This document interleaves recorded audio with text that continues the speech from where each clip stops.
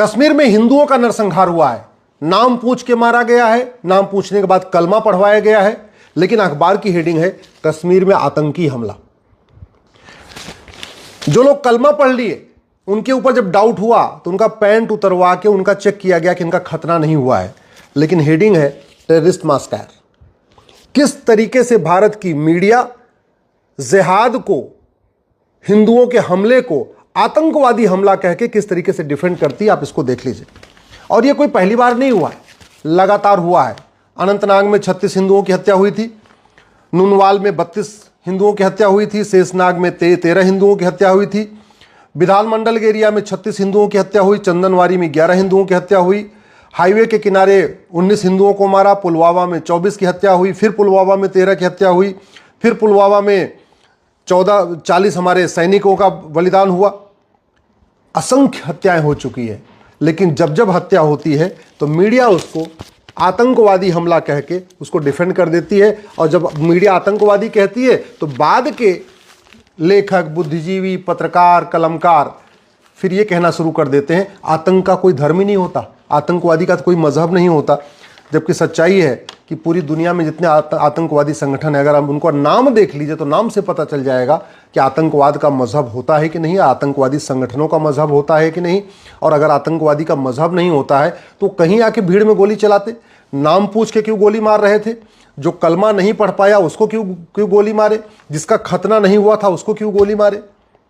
दूसरी बात, ये सब कुछ हो गया है, इसके लिए कुछ लोग कह रहे हैं सुप्रीम कोर्ट जिम्मेदार है। मतलब पूरी दुनिया में आतंकवादी घटनाएं हो रही हैं और हमारे कुछ बुद्धिजीवी कह रहे हैं सुप्रीम कोर्ट जिम्मेदार है, सुप्रीम कोर्ट ने अगर इलेक्शन नहीं कराया होता तो ये हत्या नहीं होती है। अरे 1990 में जो नरसंहार हुआ था कश्मीर में हिंदुओं का, उसके लिए सुप्रीम कोर्ट जिम्मेदार है क्या? जो मुर्शिदाबाद में हो रहा है, या जब बांग्लादेश में हो रहा है, जो सीरिया में हो रहा है, जो ईरान में हो रहा है, जो इराक में हो रहा है, जो हर जगह काफिरों को मारा जा रहा है, उसके लिए सुप्रीम कोर्ट जिम्मेदार है। सही बात कहने से डरते हैं, आतंकवाद इस जिहादी सोच के मूल कारण की बात करने से डरते हैं। जिहादी जो सोच है ये कहाँ से निकल रही है वो नहीं बात करेंगे। कभी ये जिम्मेदार, कभी वो जिम्मेदार, कभी सिक्योरिटी जिम्मेदार, कभी हमारे सेना के जवान जिम्मेदार, कभी पुलिस वाले जिम्मेदार, कभी कोई, मतलब इस तरीके की करके इसको पूरा डाइवर्ट कर देते हैं। दुर्भाग्य ये भी है कि इतने एक के बाद एक आतंकवादी हमले होते रहते हैं, आतंकवादी नहीं जिहादी हमले होते रहते हैं। इसके बावजूद हमारे नेता, अभिनेता, लेखक, बुद्धिजीवी, पत्रकार, कलमकार क्या कहते हैं कि सभी मजहब एक समान होते हैं। हमारे इवन जज भी कहते हैं कि सारी मजहबी किताबों में एक ही बात लिखी हुई है। हमारे सांसद, विधायक, मंत्री, जज जो संविधान की शपथ लेते हैं वो क्या कहते हैं कि गुरुकुल और मदरसा एक समान होता है। संविधान की शपथ लेने वाले कहते हैं वेद, पुराण, बाइबल, कुरान एक समान होता है। संविधान की शपथ लेने वाले सांसद, विधायक, मंत्री, जज क्या कहते हैं कि आतंकवादी का कोई मजहब नहीं होता। और कवि क्या बोलते हैं, लेखक क्या बोलते हैं, मजहब नहीं सिखाता आपस में बैर रखना। और कुछ तो और भी बोलते हैं, कुछ बात है कि हस्ती मिटती नहीं हमारी हस्ती मिट रही है, हमारी बस्ती मिट रही है। अफगानिस्तान से हस्ती और बस्ती मिट गई, पाकिस्तान से हस्ती और बस्ती मिट गई, मालदीव से हस्ती बस्ती मिट गई, बांग्लादेश से हस्ती बस्ती मिट गई, भारत के 9 राज्यों से हस्ती और बस्ती मिट गई, भारत के 800 जिलों में से 200 जिलों में हस्ती और बस्ती मिट गई, 6000 तहसीलों में से 1500 तहसीलों में हस्ती और बस्ती मिट गई, भारत के बॉर्डर पे जो 300 तहसीलें उनमें 300 की 300 तहसीलों में हस्ती और बस्ती मिट गई। फिर भी हमारे कवि, हमारे कहानी करने वाले, हमारे यूट्यूबर, हमारे लेखक, बुद्धिजीवी कहते हैं कुछ बात है कि हस्ती मिटती नहीं हमारी। कुछ तो ऐसे भी कहते हैं कि सभी मजहब शांति सिखाते हैं, सभी मजहब आपसी भाईचारा सिखाते हैं, सभी मजहब जो है आपस में प्रेम सिखाते हैं। अगर प्रेम सिखा रहे होते तो हिंदू ही क्यों मारे जाते? ये इस पे कभी चर्चा नहीं होती। एक बात और ये भी है, हमारे वेद, हमारे पुराण, हमारे उपनिषद, हमारे गीता, हमारे रामायण में लिखा हुआ है व्यक्ति का स्वभाव, व्यक्ति का व्यवहार इस बात पे निर्भर करता है कि बचपन में वो बच्चा आंखों से क्या देखता है, नाक से क्या सूंघता है, मुंह से क्या खाता है और कान से क्या सुनता है। हमारे आज़ादी वाला जो गैंग है, जो संविधान की दुहाई देके कहता है सभी लोगों को कुछ भी खाने का अधिकार, कुछ भी देखने का अधिकार, कुछ भी सोचने का अधिकार, कोई भी किसी भी तरीके की फिल्म बनाने का अधिकार, किसी भी तरीके का सीरियल बनाने का अधिकार, कुछ भी पढ़ाने का अधिकार, ये जो है ना, ये हमें विनाश की तरफ ले जा रही है। इंद्रिय नियंत्रण की बात नहीं हमारे स्कूलों में, अष्टांग योग हमारा सिखाया नहीं जाता, कुटुंब प्रबोधन है नहीं, वसुधैव कुटुंबकम है नहीं, सिखिज्म, जैनिज्म, बुद्धिज्म और हमारे वेद पुराण और गीता उपनिषद में क्या लिखा है वो पढ़ाया नहीं जा रहा है। और हो क्या रहा है, मजहब के आधार पर विभाजन हुआ था, फिर भी मजहब के आधार पर नियम कानून चल रहा है। मजहब के आधार पर विभाजन हुआ 1947 में, फिर भी मजहब के आधार पर वक्फ बोर्ड, वक्फ ट्रिब्यूनल चल रहा है। मजहब के आधार पर विभाजन हुआ था, इसके बावजूद मजहब के आधार पर minority commission, minority affair ministry चल रही है। मजहब के आधार पर विभाजन हुआ था, इसके बाद भी मजहब के आधार पर स्कूल, कॉलेज, कोचिंग खुल रहे हैं। मजहब के आधार पर लोन, वजीफा दिया जा रहा है। मजहब के आधार पर आरक्षण दिया जा रहा है। मुगलों ने 1000 मदरसा खोला था अपने 500 साल के गुलामी के शासन में, और यहाँ संविधान लागू होने के बाद 3 लाख मदरसे खुल गए। अंग्रेजों ने 200 साल के शासन में 1000 मिशनरी स्कूल खोला था, पिछले 75 साल में 3 लाख मिशनरी स्कूल खुल गए। तो ये जो कुछ हो रहा है इसके लिए कोई और जिम्मेदार नहीं, संविधान की शपथ लेने वाले जिम्मेदार हैं, जिनको लगता है कि सभी धर्म एक समान होते हैं, सभी पंथ एक समान होते हैं, सभी किताबें एक समान होती हैं, सभी मजहब एक समान होते हैं, सबकी सोच एक समान होती है। बड़ी सीधी सी बात है भैया, अगर बचपन में ही बच्चा हिंसा देखेगा, जानवरों की हत्या देखेगा और उससे हत्या करवाई भी जाएगी, उसके अंदर प्रेम नहीं आएगा, उसके अंदर भावना नहीं आएगी, उसके प्रति दूसरों के प्रति अहिंसा का भाव नहीं आएगा, वो तो बचपन में हिंसक हो जाएगा। और इस पूरी सोच का सबसे बड़ा कारण है जो दिन में 5 बार वो सुनता है। क्या सुनता है? ला इलाहा इल्लल्लाह, अल्लाह के अलावा कोई इबादत योग्य नहीं है। इसका मतलब क्या हुआ? ब्रह्मा विष्णु महेश इबादत योग्य नहीं है। इसका मतलब क्या है? भगवान राम, भगवान कृष्ण, हनुमान, गणेश, दुर्गा, लक्ष्मी, सरस्वती, बालाजी कोई भी पूजा के योग्य नहीं है। हमारे 24 तीर्थंकर पूजनीय नहीं है, हमारे 10 सिख गुरु पूजनीय नहीं है, भगवान बुद्ध पूजनीय नहीं है। ये जो सिखाई जाती है उस पर कोई चर्चा नहीं हो रही है। जिहाद का मूल कारण क्या है, आतंकवाद का मूल कारण क्या है, इस पर सोची नहीं जा रही। और वैसे भी आप जरा ये बताइए, ये जो आतंकवादी हमला किए हैं 500 साल पहले इनके पूर्वज क्या रहे होंगे? हिंदू। क्योंकि भारत, पाकिस्तान, बांग्लादेश, अफगानिस्तान, मालदीव, ये जितने भी यहाँ पे आज इस्लामिक देश हैं, 1400 साल पहले क्या थे लोग? 2000 साल पहले वहाँ क्या थे? या तो सूर्य की पूजा करते थे, या तो पेड़ों की पूजा करते थे, या नदियों की पूजा करते थे, मूर्तियों की पूजा करते थे, दुर्गा, लक्ष्मी, सरस्वती की पूजा करते थे, रामकृष्ण की पूजा करते थे। पूरे के पूरे एशिया में भगवान राम का राज था, पूरे के पूरे एशिया में युधिष्ठिर का राज था, पूरे के पूरे आधे एशिया में चंद्रगुप्त का राज था, आधे एशिया में लगभग अशोक का राज था। तो आज की डेट में जो 57 इस्लामिक कंट्री हैं, वहाँ पहले क्या होता था? चाहे अरब हो, चाहे दुबई हो, चाहे कुवैत हो, चाहे बहरीन हो, चाहे अबू धाबी हो, वो तो छोड़िए, चाहे अफगानिस्तान, पाकिस्तान, बांग्लादेश में तो 15वीं शताब्दी में भी इस्लाम नहीं था। 15वीं शताब्दी में जब बाबर आया तब यहाँ कन्वर्जन शुरू हुआ, और जो कन्वर्ट हुए आज वो सबसे बड़े दुश्मन हो गए। जो कन्वर्टेड हिंदू हैं आज वही पैंट उतार के चेक कर रहे हैं खतना हुआ कि नहीं हुआ, गोली मार रहे हैं।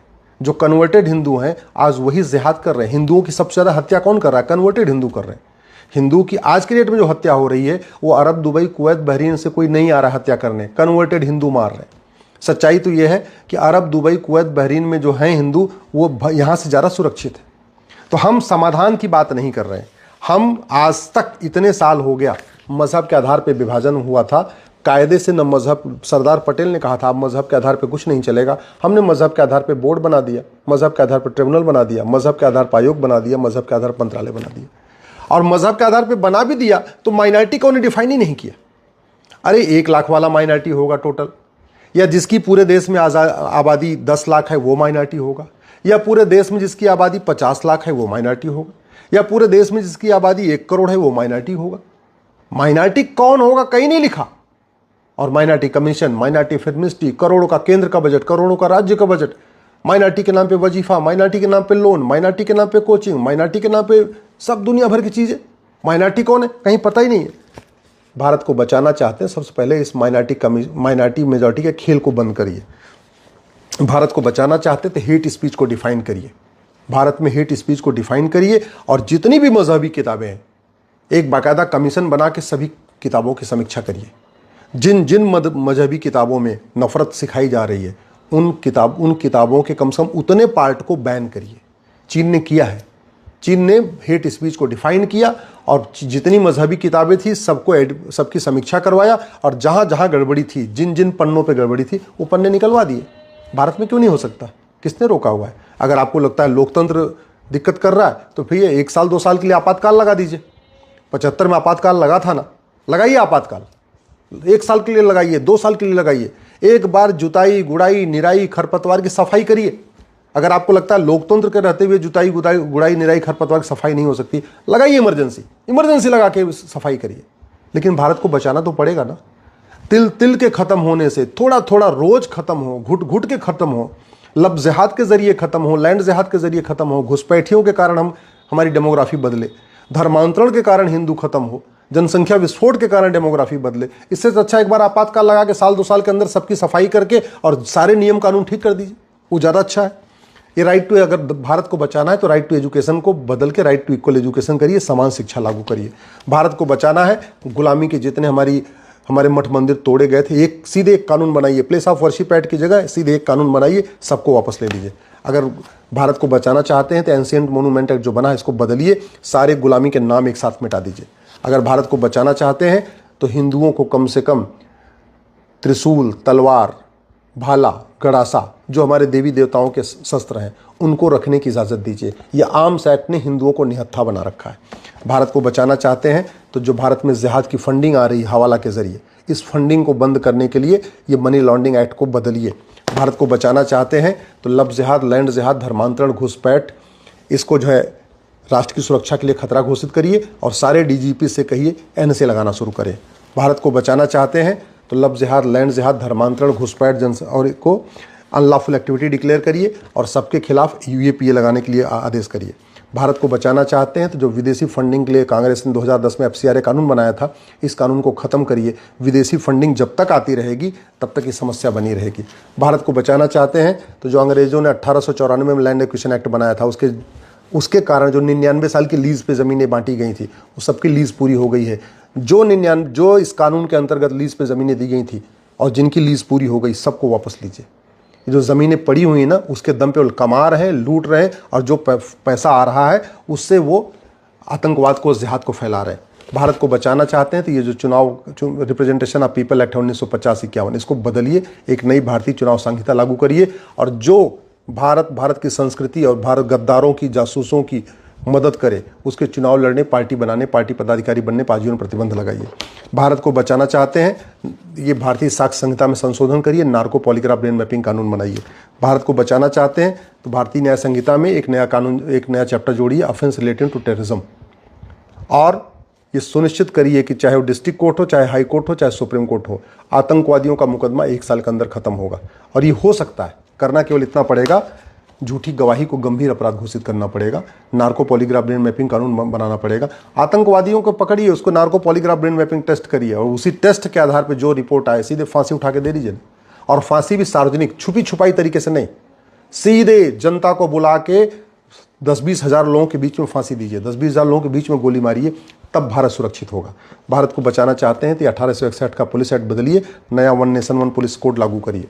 भारत को बचाना चाहते हैं तो भारत में ड्रग्स जिहाद को बंद करिए।